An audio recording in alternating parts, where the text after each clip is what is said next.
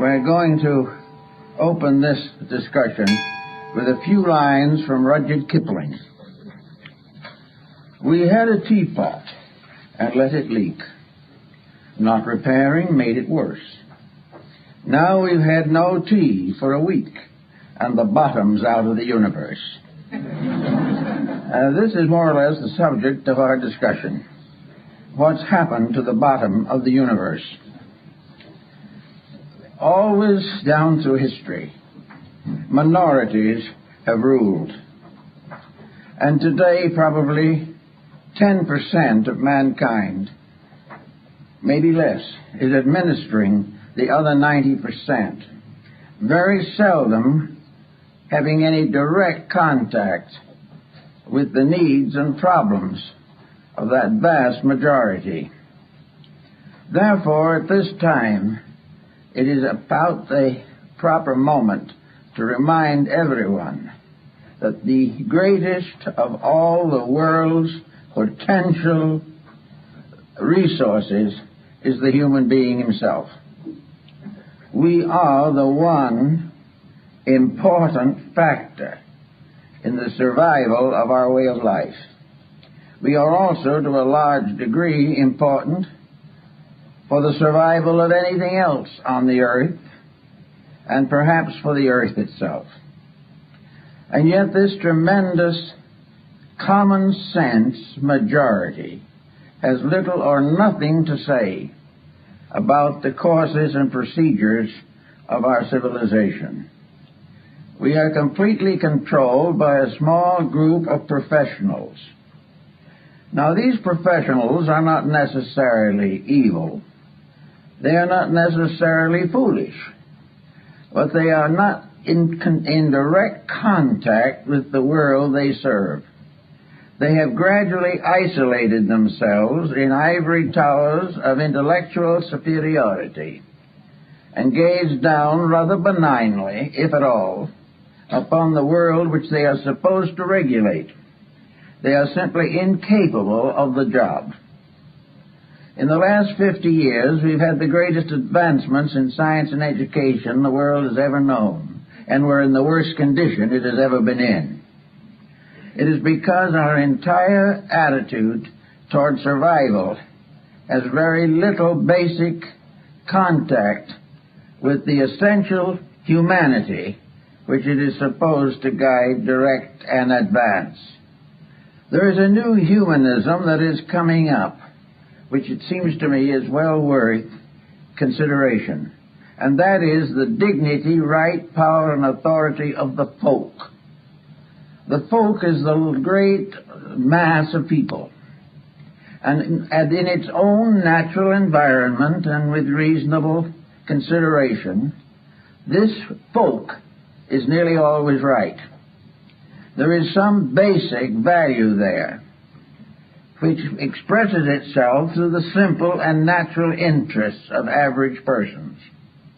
The average individual wishes to be a good parent, a good citizen, and a good child. He wants to live in a happy environment. He does not really cherish animosities. He is not addicted to the desire to be killed in war, nor is he intentionally dedicated to an industrialism which gives him no opportunity to be a person. So all these situations mean together that the leaders are out of touch with their followings, and the followings, for the most part, have lost acceptances of their leaders. We do not want the condition to continue as it is. And yet, to not allow it to go on, we must search for new resources of solution. At the present moment, we are depending upon science to develop the nuclear resources of the world, but they have found no way of disposing of the nuclear waste which threatens to destroy us all. Thus, an attitude which permits this to occur, that exceeds or excels its capacity to dominate the consequences of its contacts and contributions, is simply no longer suitable to leadership. There has to be changes. And these changes can only occur when the human being realizes his inalienable right to be human, and that he has within himself potentials that are far more real than any of the intellectual superstructure upon which he depends today. Man internally is part of the universe. He is part of the enormous diffusion of energies.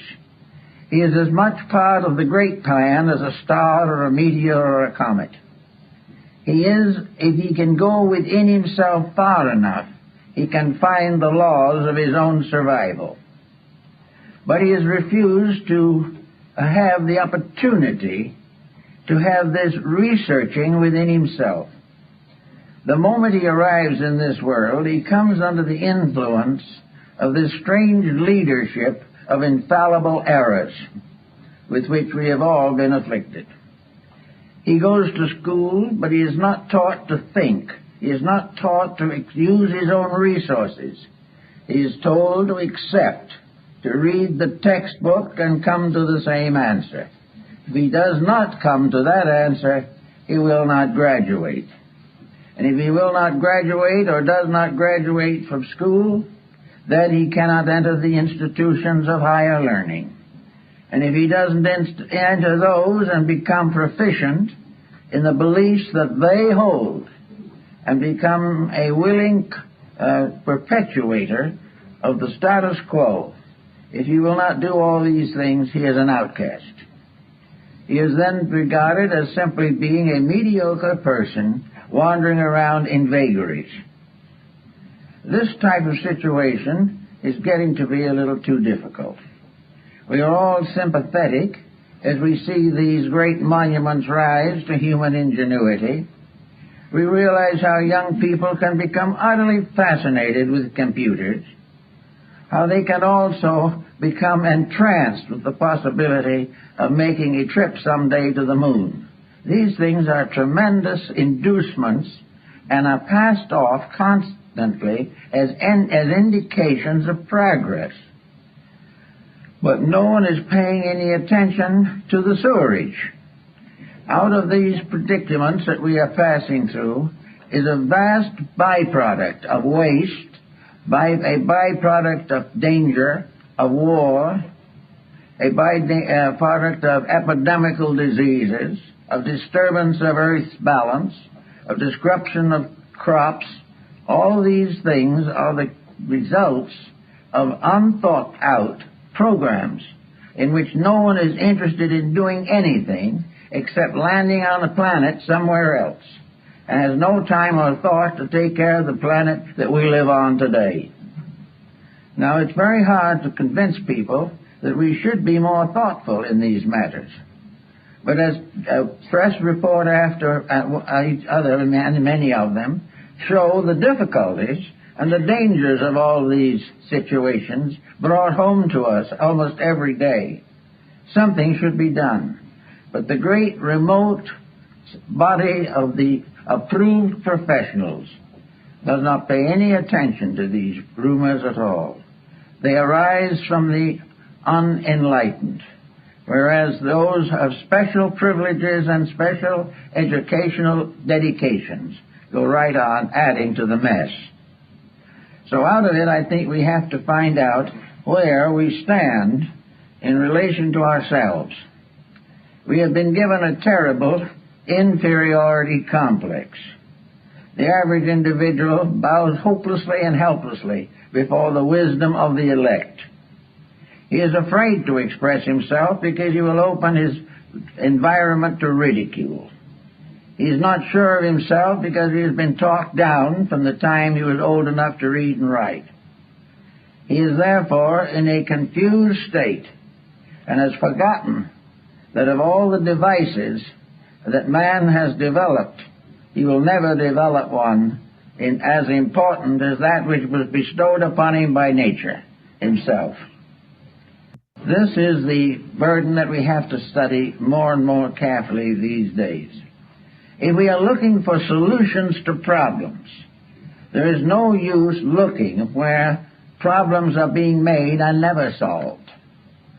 If we want to find out how to survive, we must gradually discover what is threatening our survival and do what we can to correct it. Somewhere within the individual, if he digs deeply into himself, there is a mysterious faculty that perhaps we can call common sense. It is in likelihood the basic qualities of mind. It is that intellection which has been given to all of us by a power greater than ourselves. The mind is an instrument to be used, not to be abused. Its uses must always solve something. Its abuses must always tear down something. Now, the mind being a mysterious instrument which no one has been able to accurately define, and our higher professionals do not even attempt it, because to do so they would be forced to examine causes and factors they wish to ignore.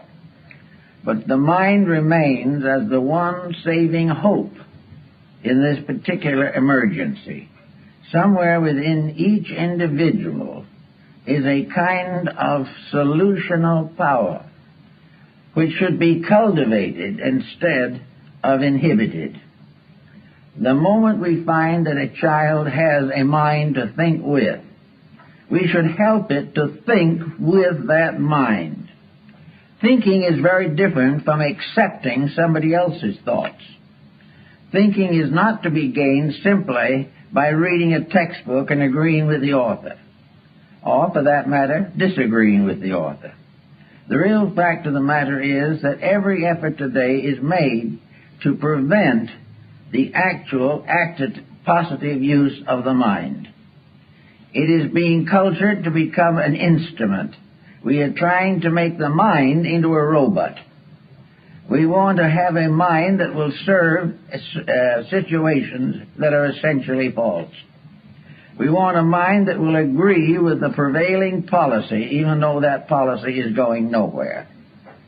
Actually, therefore, each of us must become capable of using the mind with which we have been endowed by a life greater than our own.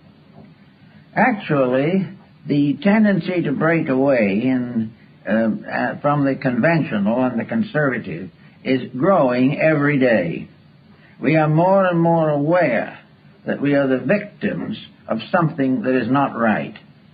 We realize as we stand closer and closer to the possible wars of the worlds that have been well dramatized in motion pictures, we know something is wrong, or these conditions would not and could not exist. They do not exist because humanity as a group wants them, or that they serve humanity in any way. They have continued because small groups of ambitious persons want to play chess with the human destiny. They are not concerned with trying to solve problems. They are inclined only to consider the possibility of further advancements in some highly specialized structure of munitional warfare. They are interested only in digging in and finding more abstract theories which they can turn to the advantage of limited groups. Now, these minds have formed a partnership, or if they haven't formed it, it has occurred naturally, with other walks of life, which feed into this monopoly. These other walks of life, for example, one of them is the psychosis of wealth. They have tried to make every human being subservient to a colossal ignorance simply by offering a reward. They have taken the attitude that if we will follow the leadership of the self-appointed leaders, they will help to make us rich, will help to make us famous, and will help us to become dyspeptics, or in one way or another destroy the body in which we live. Actually, we are told that if we think for ourselves, we will be poor.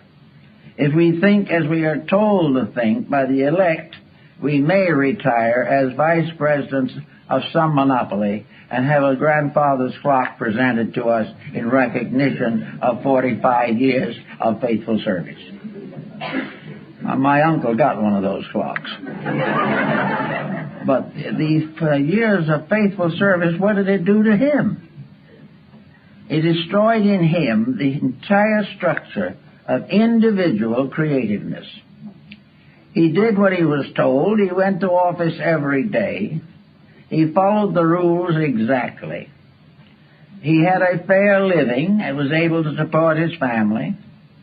And he passed out of this life at the end of 83 years without actually having thought anything through for himself. He had no idea of the kind of world he lived in, and for him, pleasure and success was to be able to take a ride in a sailboat. Now, this is what has been gradually happening. The sailboat has now become a yacht, a land yacht, and living has now gone into the multiple figures so that the elite can hardly get by on $1 million a year. But with all this money, what is being solved? Nothing. The individual in his wealth goes down to sickness and death, and the more money he has, the more extravagant his death will be. So we are in a bind. And those who are supposed to get us out of the bind are getting us further into it. So the problem arises that more and more there are rebellions, revolts, revolutions, in which individuals are tired of the way we are mistreated by those who are pretending to be our superiors. We are not referring now to political superiors. We are not referring to those who become dictators or to those ragged and rugged generals who lead bandits through the hinterland. We are referring more directly to the type of leadership which under one guise or another prevents us from growing out of the disasters which have been created for us. Now, they will almost always say, of course, that we made these disasters for ourselves. There was no reason why we couldn't have lived well in spite of the upper crust with its eternal problems. The answer to the thing is, it doesn't work quite like that. The moment we fail to conform, we are penalized. It is not a case of where we are better off by trying to be ourselves. We are told, and it is proven to us, that if we break the pattern, if we do not follow the mistakes of the ages, we will be in tragic conditions now, and there will be no remedy. In other words, if we want to go out and beg for world peace, this is a kind of treason for which we will be penalized not only by the leaders, but by those whom they have indoctrinated right down to members of our own families. The whole situation is out of hand. But inside of us there is still this humanity. There is a power inside of the person which is the only possible solution to the problem. Each child coming into the world should regard it as an inalienable right that he has the privilege and the right and the inalienable need to become a person, to think, to use the faculties that he has gained fresh in other previous embodiments. Certainly he comes into the world capable of a contribution. But in order to make that contribution, he must now go through an elaborate process of having his individuality killed and being forced to recognize that individuality is dangerous to all of the material advantages which he hopes to gain from life. There was one comforting thought, however, and that is that these advantages that he is suffering so much to maintain are themselves failing, and by degrees every advantage is being wiped out by a corresponding disadvantage. which threatens the survival of the race. Back somewhere in the old days, we wonder sometimes how civilization started. How did we begin this strange, curious, and complicated journey down through time? Who started it off? And where in the world did the great foundations of our knowledge come from? Who were the first scholars? Who painted the first picture? Who wrote the first piece of music? Who was the first to find means of healing the sick, or of creating a code of laws for the benefit of humanity? We're not quite sure, but we know that these things did not come from some privileged overclass.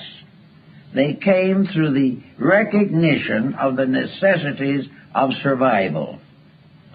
When Hammurabi created the great code of Babylon, which was to become the basis of every moral and ethical code that ever followed, he was not able to simply copy it from something earlier.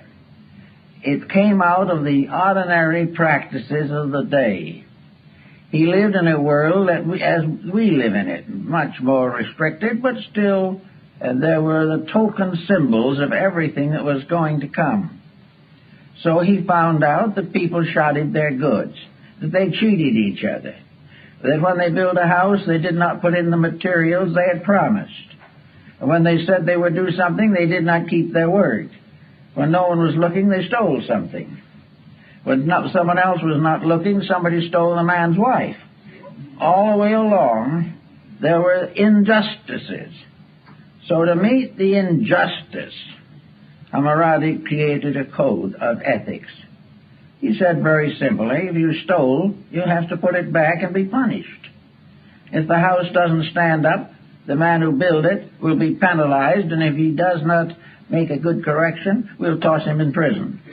Little by little, these common errors were smoked out, not because some one individual was greatly concerned in solving the problems, but because most people couldn't live with the problems until something was done about them.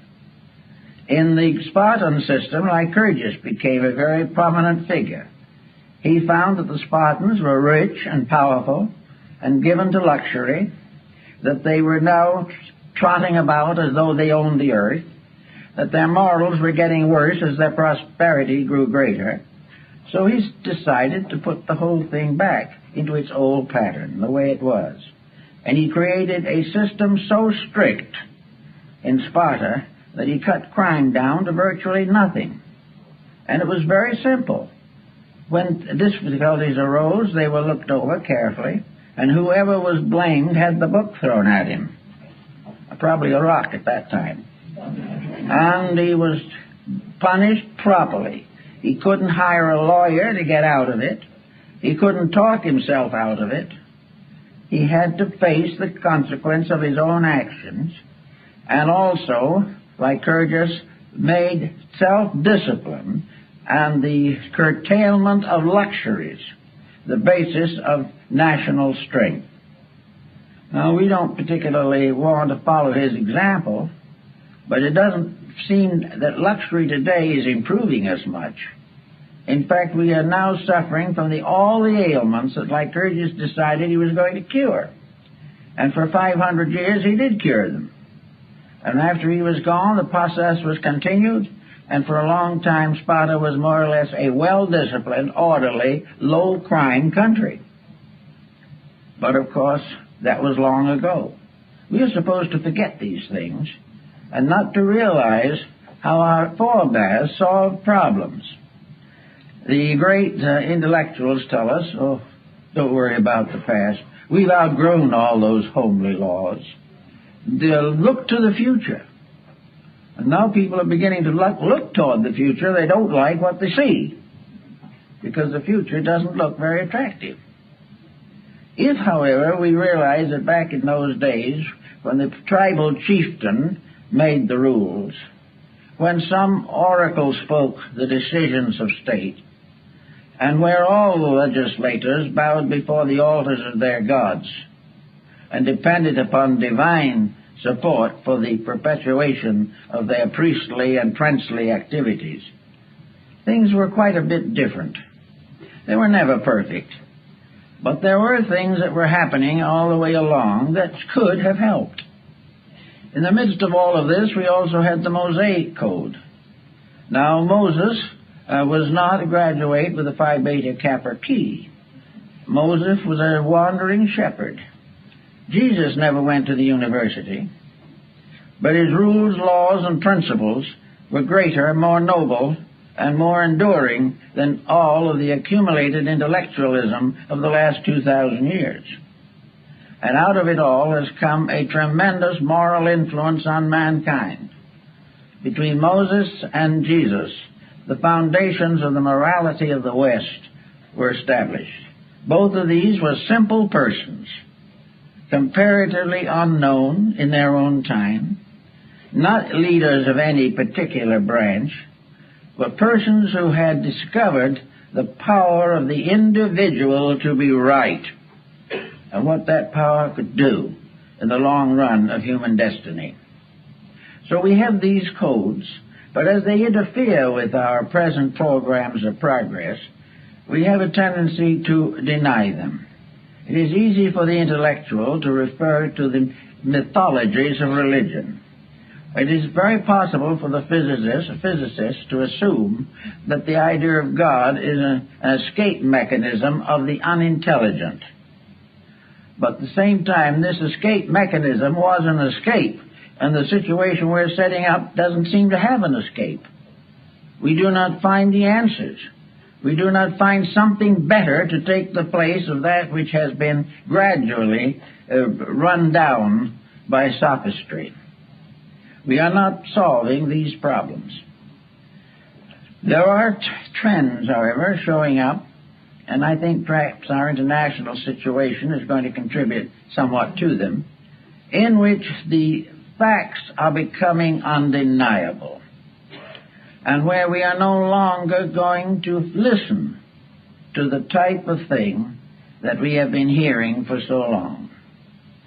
We are not going to allow education to simply prepare us to be animated robots, that we are not going to fall into the old patterns and stay there forever. Even 50 years ago, we had mental freedoms that we do not have today, and our debts were much lower than they are now. The efforts to pass on a sophisticated theory of life has dismally failed. It was discovered, and this fact was clearly proven in the recent effort of the People's Republic of China to make the great leap into futurity. They made the leap and fell flat on their faces. It was a complete, dismal failure. They had decided to cut off forever all relations to the past. They were not going to listen to the sages of old anymore. They were going to become completely emancipated. They were going to live only for the future, under the dictate of a small group of politicians. The thing was so tragic that it will probably never be repeated again, because no one will have the nerve to go through it. And so, in the end of the great leap into future, Confucius returned and became one of the most powerful forces in the development of modern Chinese communist policy. The same happened in the Tibetan misery. The Chinese themselves are now apologizing for it. All of these great moves, these tremendous upsurges of power, this determination to conquer somebody or destroy them, this willingness to sacrifice men, women, and children for the advancement of some kind of political theory. This type of life is not productive of anything except distress. Now, we're not in the moment likely to have a grand emancipation from all this, but we can and do sense the need for an approach that is more basically sound. If, as individuals, enough of us can live this better approach, it will certainly affect the survival of the whole race. Because if a small group can get the firm establishment of realities they can create a tremendous influence, because these realities are what everybody hopes for, everybody longs for, and everybody believes in, even if they have been told not to believe. So we take each person, we say, now, inside of us, there is a governing power.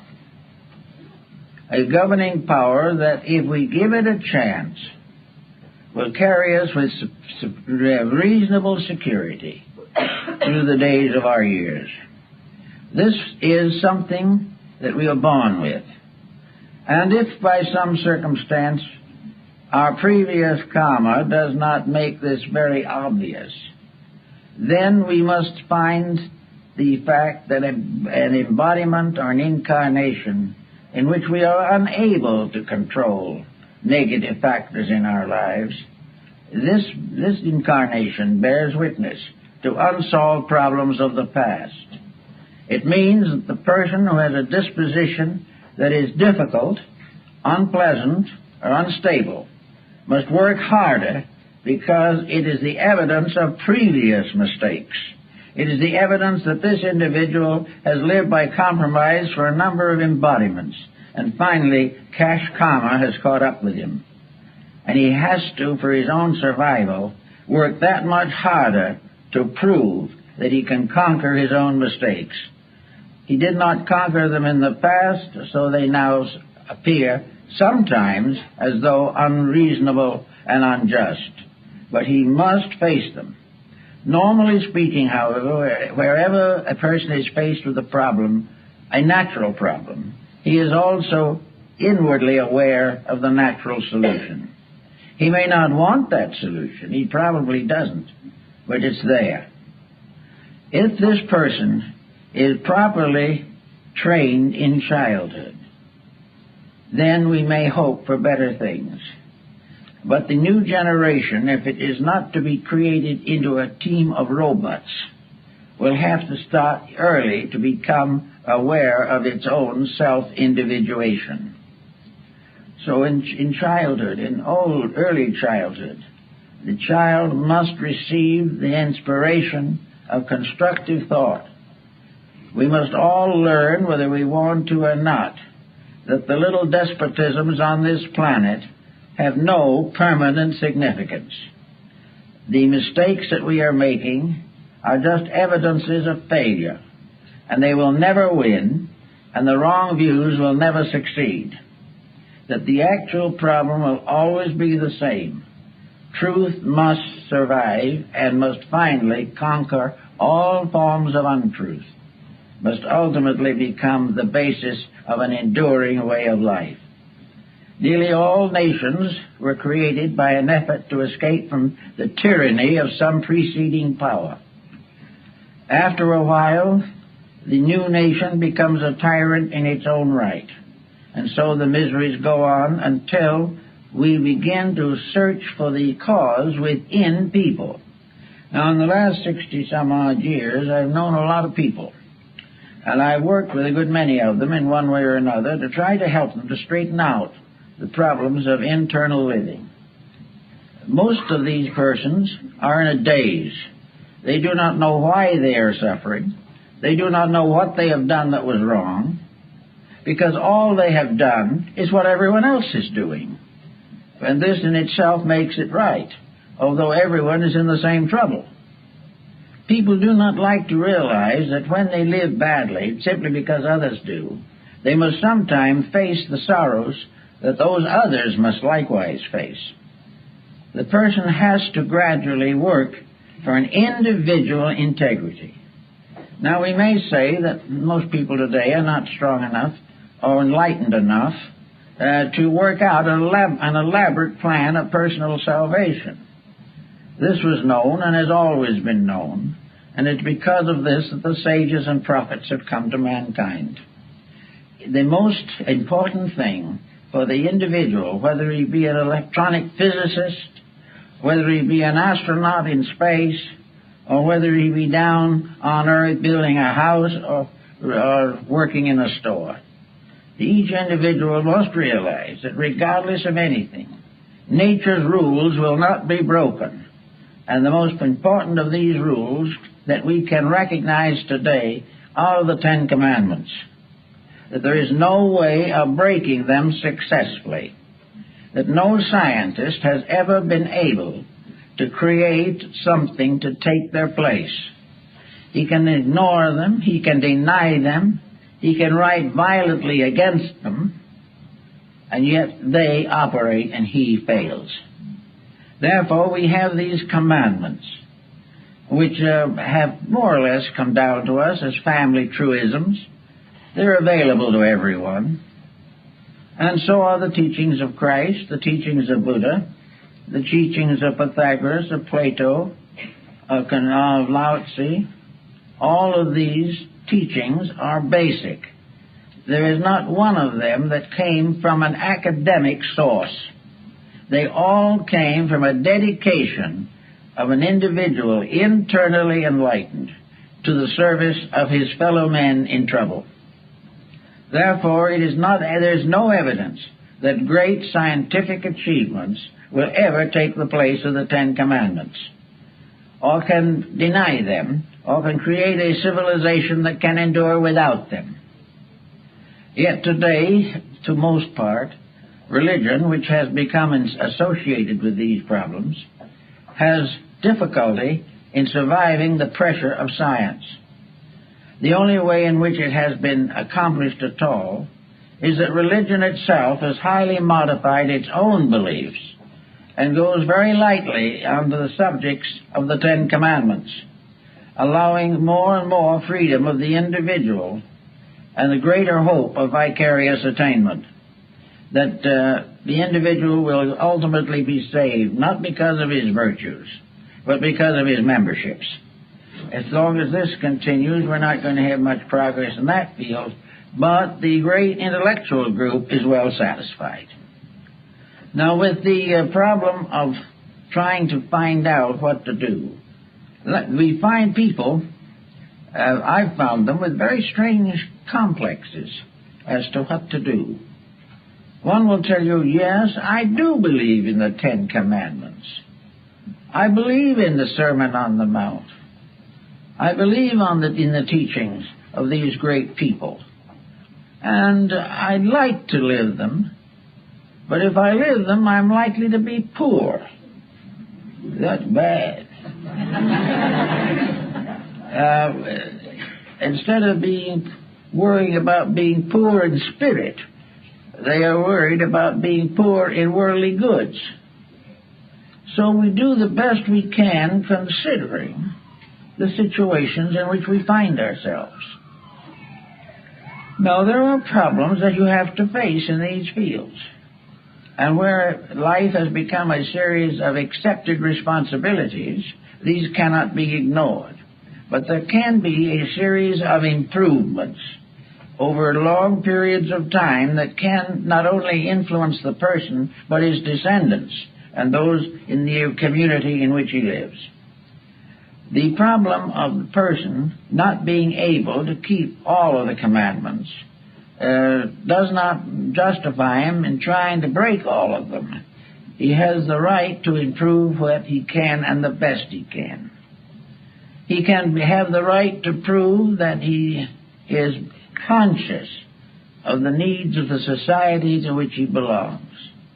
He can prove that he recognizes the importance of quiet living, that he does not consciously or intentionally break the rules simply to gain luxuries that he does not need and which in likelihood will turn against him.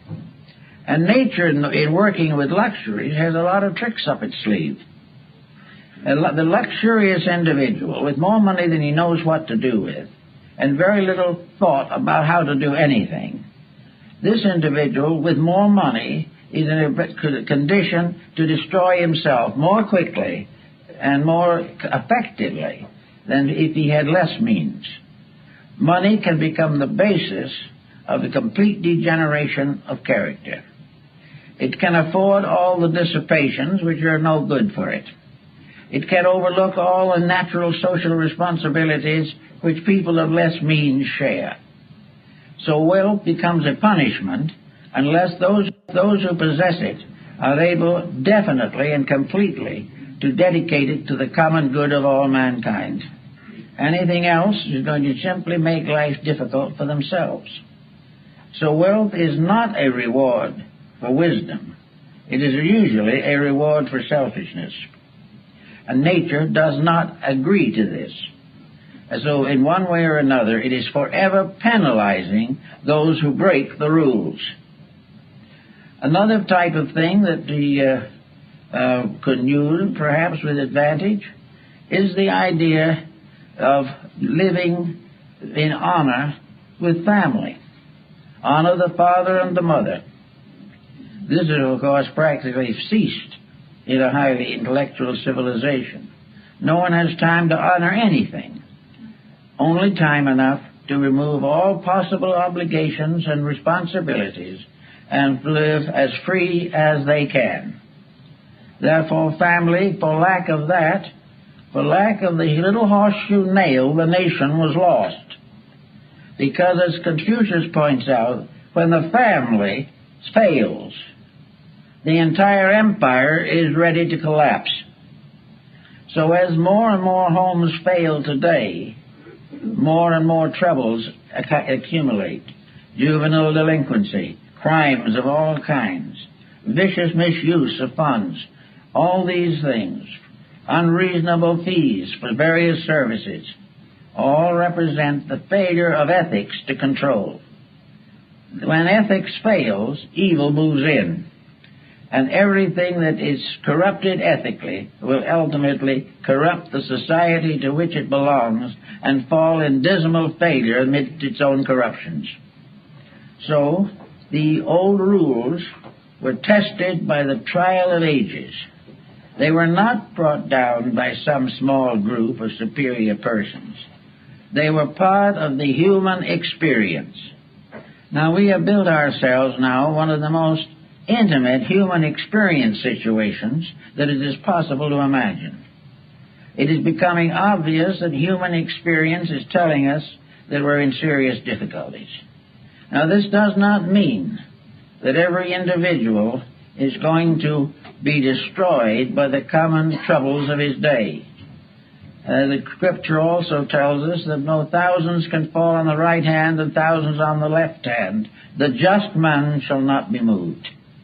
If we are right, we are protected by the one armament that will hold, rightness. If we are right, we will achieve what is necessary, and we will arrange or set the foundation upon which our future embodiments will function. Now, if we could hope, as the materialist does hope, with very little scientific proof to support him, that when this world ends as far as we are concerned, when we come to the end of this small span of life, that we shall cease to exist forever, that no one will ever know or care what we did, and we will never know what happens to the world we leave behind, because there won't be any more of us. This is comforting to the individual who believes that in this way a bad conscience can be absorbed into oblivion. But we are not sure of this. In fact, it is becoming more and more reasonable to assume that the human being is a reincarnating creature, that he has lived before, and in living before made some progress and some mistakes, and he will live again to make some more progress and correct a few mistakes. The whole situation, therefore, rests upon a different foundation. The individual is never going to escape the weaknesses of his own nature except by correcting them. Now, the philosophical insights do not warn the person that a terrible perdition awaits him. He is not going down to some horrible inferno to be tortured to death forever, while glorious Christians on a bridge of love wish him luck. The situation is not this at all. The individual will have to face the consequences of what he's doing now, and death is not going to end any part of his inner life. His inner life is a stream flowing from embodiment to embodiment. and to the degree he unfolds and strengthens it now, he will have a better time. And the improvement will begin now, but will not end now. And the achievements that we make in the terms of dedication and integrity will be with us forever, because we have lived better. And because we have lived better, and because we are better people, a better world will slowly emerge from this confusion. A world which depends for its survival not upon scientific juggling of natural laws, but upon the integrities of people coming into birth with a firm resolution to get along with each other. Every form of intemperance, of intolerance, must be corrected in the individual. Now, if we suppose that we have some terrible catastrophe, a large part of humanity should be wiped out. Well, the real answer to that is that nothing is wiped out. That the individuals who apparently leave here will be somewhere and will be back in due time. And they will live then according to what they did to cause the trouble or what they sacrificed in the hope of curing the trouble. The individual's integrity is his only security. It is the only thing that can surpass in strength and significance the small laws of security which we have in this world. So I like to think that in the new idea of humanism that we will have one humanity functioning forever, or at least for all available reportable time. Nothing is forever except foreverness itself. But for ages to come, humanity can be a great unfolding motion through space, in which a divine creation, gradually becoming inwardly enlightened, can build for itself a future in harmony with the will of God. These things can happen, but we have to use whatever means we have to make them happen. We know, for instance, that most people have a tendency to be good-natured, and that the majority of them assassinate this tendency every day. They do something that is not pleasant, not kindly, not charitable. In this quiet charity of ours, jealousy pops up. And we're sorry afterwards, but we said a lot of mean things. And as one told me, I'm sorry I said them, but I'm glad the other person heard them. This is what might be termed the true Christian spirit. Then somebody else doesn't approve of something. Someone always disapproves of things we do. We have the wrong job. We wear the wrong clothes. We go to the wrong church. And somebody has to save us from this deadliness of our own inadequacy.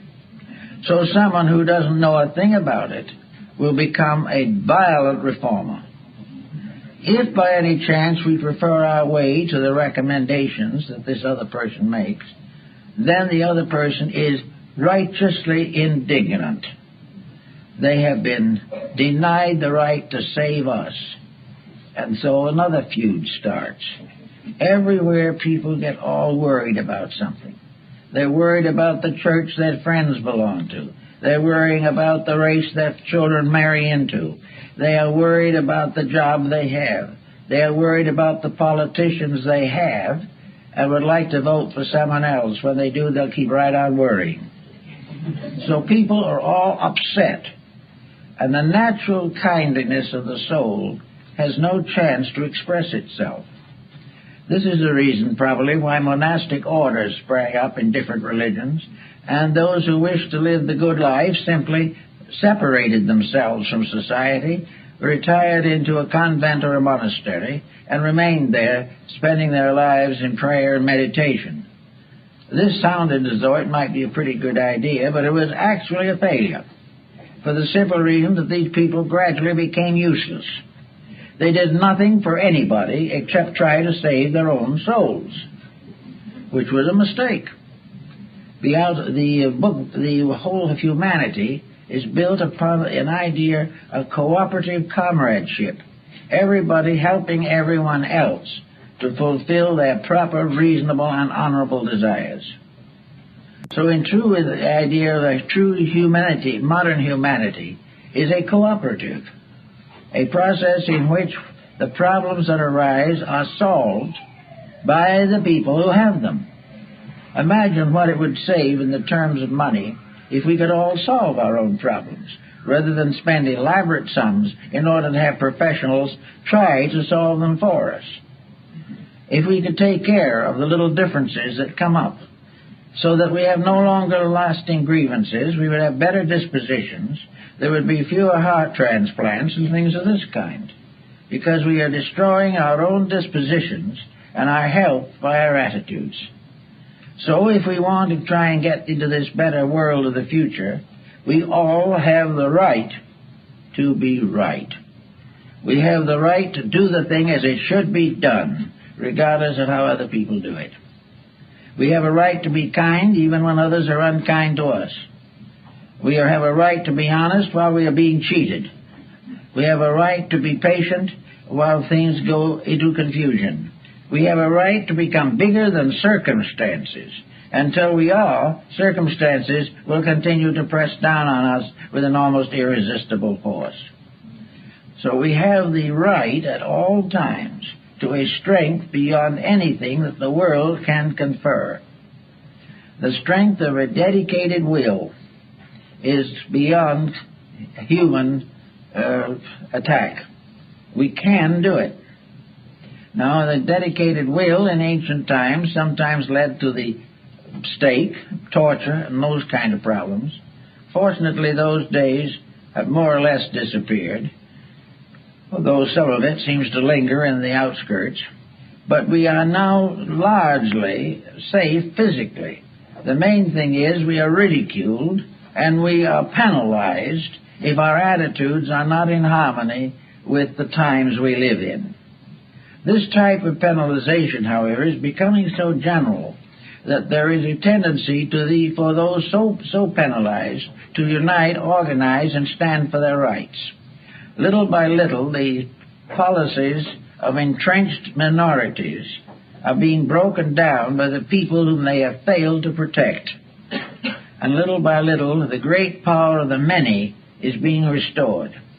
The main problem now is that the many will have something constructive to offer. The only way in which the many can really solve the problem is to release native intelligence, to become capable of common sense, a mysterious faculty which is in short supply and in eternal demand. The common sense tells us the facts of things, unvarnished and free from all the promotion, public relations, and salesmanship that is afflicting our society. Common sense tells us that we should not spend more than we make. Common sense prevents us from splurging in times when economy is indicated. Common sense tells us that if we live poorly, as Ben Franklin pointed out, we will not have the penalties that we will suffer if we live richly and lose everything we have. All of these points come into common sense. The fact that a person knows that when he's cruel, he's wrong. That he knows when he's selfish, he's wrong.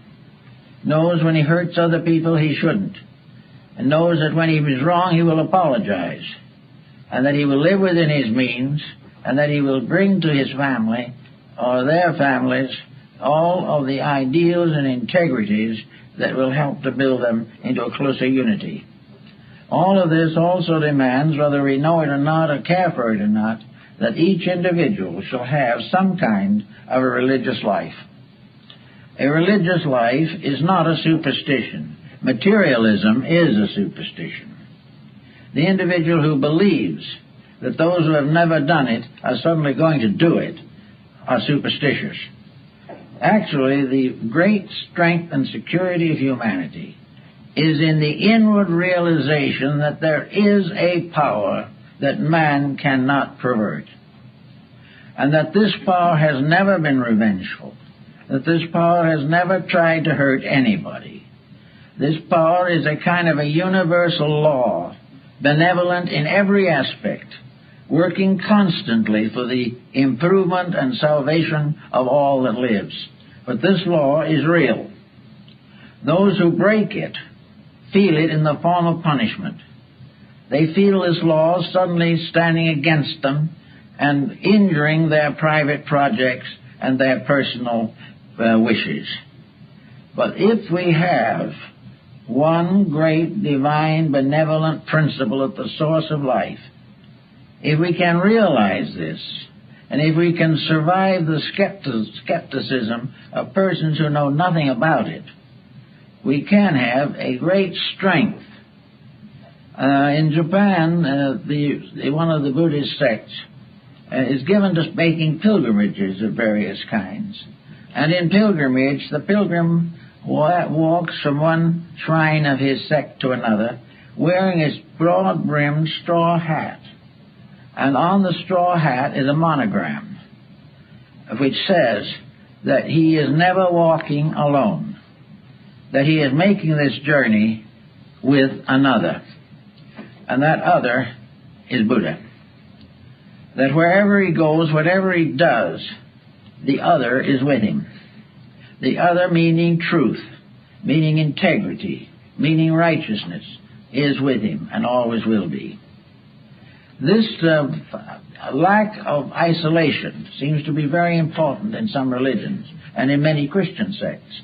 The idea that truth is not distant, that the love of God is not something saved there far off in space for the members of one denomination, but that always in everything we do, deity is present because it is the root of ourselves.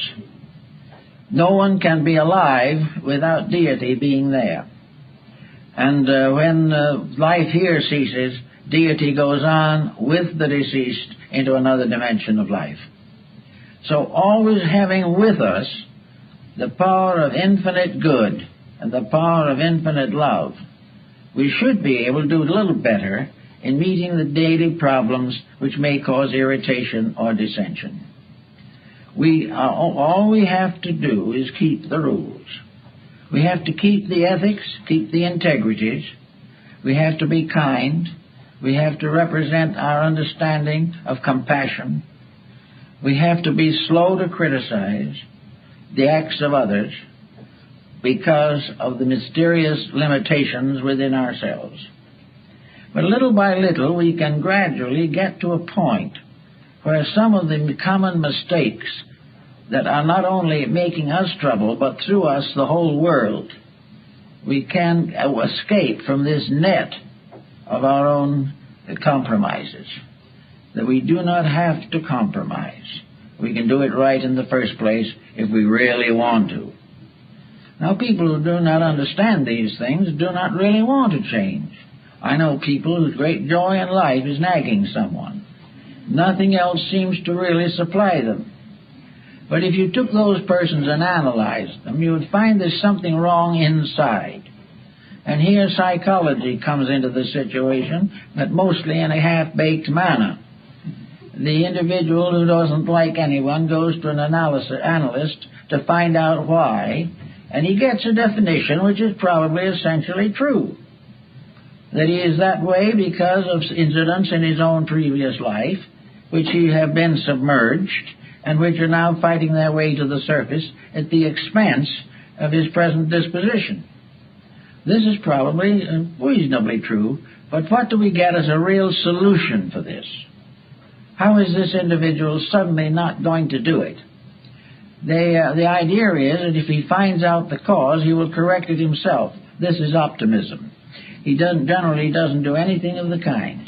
He finally has an excuse for his present condition, and he works it for all it's worth. This I've seen happen many, many times. But theoretically, a person with problems has to face problems. Sometimes he discovers his memory is a very useful thing. One of the things we are warned about by materialists is that we shouldn't trust memory unless it has been schooled at Harvard. But at the same time, if we don't trust memory, we're going to miss a number of things. We can remember back to the situations of early life that could very well have caused the difficulties that we have. And these difficulties will keep right on bothering us. And we will say, it's not my fault at all. It was my uncle who was to blame. He's the one who caused it all. Or it was my family breakup that set me onto the wrong path. But realizing this, the individual can stop and begin to use an alchemistical transmutation of his own remembrances. And if he can clean the mysterious stables of his own memories, he can do a great deal to improve his present disposition. No matter what happened to him anywhere along the line, he can get over it if he really wants to. So he can say to himself, yes, this was my cause of trouble. Now, what is it that happened at that time that in the divine plan of things had to happen to me? Why did I have to go through that? Why does the neighbor have children that are happy and are living together in comparative tranquility, and my family went on the rocks? Why did this happen?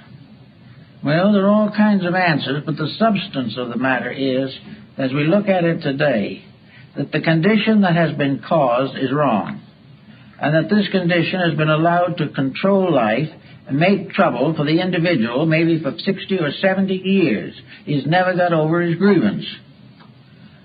He was here to get over the grievance, and philosophy, religion, science should teach him that there is a grievance to be recovered from, and that it is only his own integrity that will do it. And when it comes to leaning on science for this type of recovery, it can only go so far. It can help to clarify the problem, but no individual can solve it without the use of his own willpower, common sense, and integrity. So we have all these problems that are here to make us learn. We are here to realize that this schooling we're going through is an educational process. Life in this world is not a vacation. It is a period of schooling. It is something in which we have lots of opportunities to be happy. We can occasionally take a nice ripe apple to the teacher if we want to. We can have good friends in school. We can have interesting lessons to learn. But we are here to learn. And by learning, to accomplish the one thing that learning can do, and that is help us to correct our own mistakes. We are going to have to be individuals. We're going to have to be elements in a new type of humanistic society, one in which each individual assumes a responsibility for his own conduct, and will keep on assuming that responsibility until his life is devoid of any of the intemperances that cause him to be in trouble. The alcoholic, the drug addict, all of these types of people have simply flunked an examination. They have had an opportunity to do something with their life, and some disappointment, some disillusionment destroyed it. I know one case in which a family was ruined for an entire generation because one of their children didn't do what the parents wanted. Well, what the child wanted to do was not essentially wrong. He simply wished to have an opportunity to think for himself, and the family decided that if he did not think their way, he was a heretic. So they consequently took him, threw him out of the house, and that man did not see his parents for 30 years, simply because he did not want to think their way. And what he wanted to think was not in any way wrong. It was simply the right to live his own life as constructively as possible, whereas the parental viewpoint was that he could never live a constructive life without complete obedience to the instruction of his ancestors. All of these problems come back time and time again. And as they all go along, one way or another, they cause a certain obscuration that is rather important.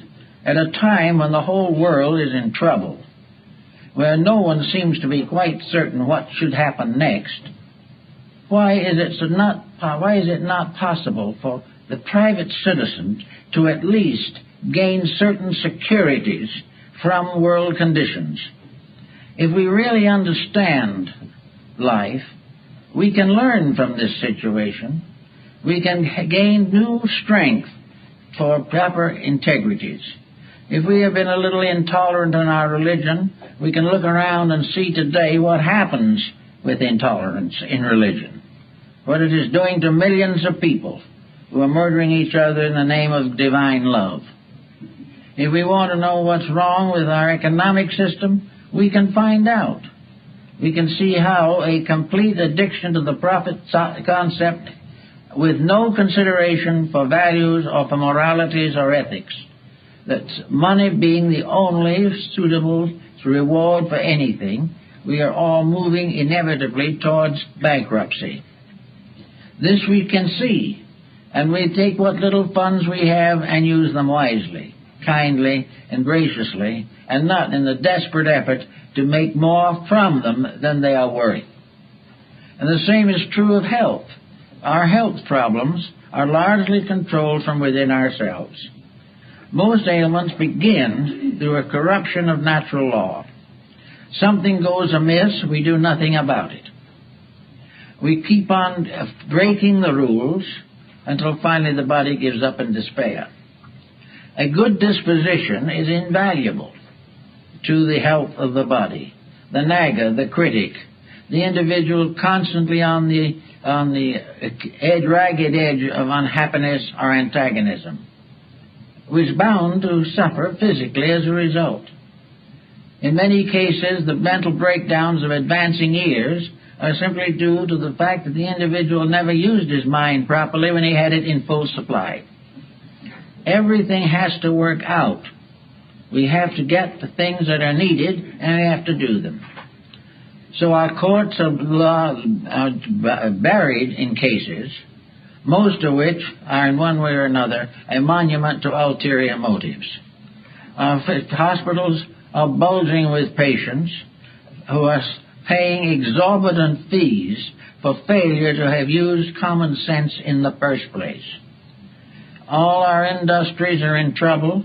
Competition is destroying one corporation after another, and the great struggle to control goes on, and the great leaders of our lives, the great educators, do nothing about this. They keep right on in the laboratory, trying to decide what is smaller than a gnat on a gnat's back. We are told that if we can merely get into communication with the Milky Way, it's going to be pretty big stuff. But actually, in the meantime, the Earth is neglected. We are gradually failing in most scientific projects to recognize the importance of sewerage. We have to have some way to get rid of what we don't want. Now, when it's mental and emotional sewerage, we have trouble with it in ourselves. It causes all kinds of stoppages and all kinds of ailments. And the individual's digestion, ruined by his disposition, continues to damage his health. While we're building the great skyscrapers and we're building the great neutron machineries, we are forgetting what to do with the nuclear waste. No one is even thinking of stopping doing it. We're polluting everything in sight. We don't know where to go next. We are liable to fill the ocean up one of these days. Then we put it in tin cans and put it in the bottom of the ocean, knowing that in a certain number of years the tin cans will disintegrate and they'll all come out. And we call the people who think these things this way pretty big people, really great minds. And we honor them and build statues for them on the campuses. These people just do not function right. And we've got to overcome this before we can really function correctly.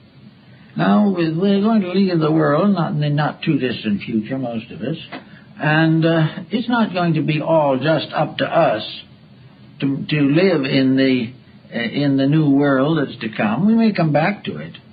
But the main problem is to try to make a reasonable improvement of ourselves, so that we will not waste the 80 years, or whatever it is, that have been allotted to us in this world.